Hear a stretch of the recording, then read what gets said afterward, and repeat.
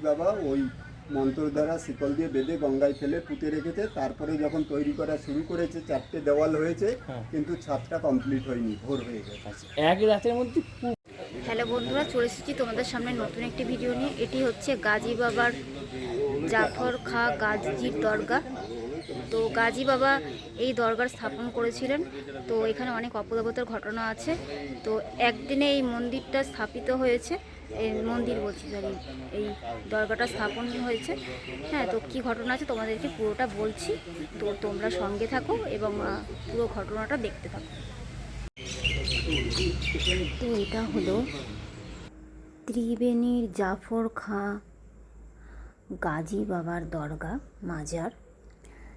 আমরা কিন্তু ভিতরে প্রবেশ করতে পারিনি। এখানে কিছু নিয়ম রয়েছে যেগুলো বাধ্যতামূলক, কারণ এখানে ঢুকে ভিডিও করা যায় না, ভিতরে কোনো প্রবেশ নেই, ক্যামেরা নিয়ে নিষিদ্ধ। তাই বাইরে থেকে ভিডিও করলাম তোমাদেরকে ঘটনাটা জানানোর জন্য।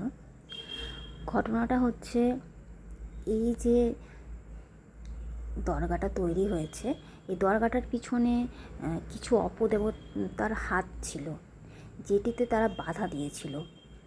তো গাজী দরগা বাবা এটা করতে পারছিল না, এটি বারবার ভেঙে যাচ্ছিল। তখন গাজী বাবা সেই অপদেবতাদেরকে গঙ্গাতে ফেলে দেয় এবং এই দরগা মাজারের এক রাতেই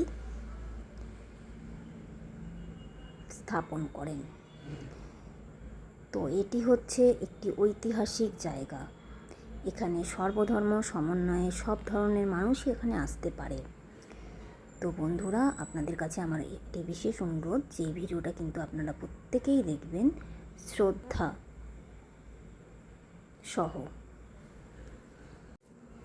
এবং ভিডিও শেষে আমাকে কিন্তু অবশ্যই একটি কমেন্ট করবেন, কারণ আপনাদের একটা কমেন্ট আমার জন্য কিন্তু অত্যন্ত প্রয়োজনীয়, আমাকে আরও অনুপ্রাণিত করার জন্য, যাতে আমি আপনাদের সামনে আরও নতুন নতুন ভিডিও নিয়ে আসতে পারি। তো আপনারাও এই স্থানটির দর্শন করতে পারেন। এটি খুবই সুন্দর এবং মনোরম পরিবেশে তৈরি একটি দরগা। আপনারা দেখতে পাচ্ছেন চারিদিকে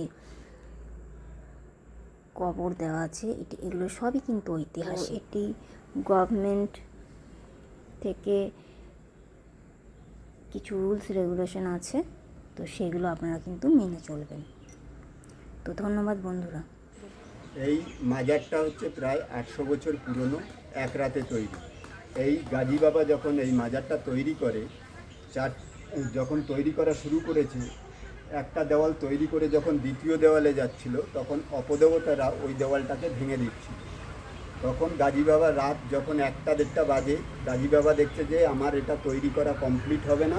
তখন গাজী বাবা করে কি, ওই অপদেবতাগুলোকে শিকল দিয়ে গঙ্গায় ফেলে, অপদেবতাগুলোকে শিকল দিয়ে বেঁধে, মন্ত্র দ্বারা শিকল দিয়ে বেঁধে গঙ্গায় ফেলে এখানে পুঁতে রেখেছে।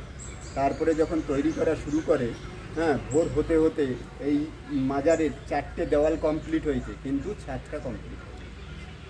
ঠিক আছে, এটাই হচ্ছে।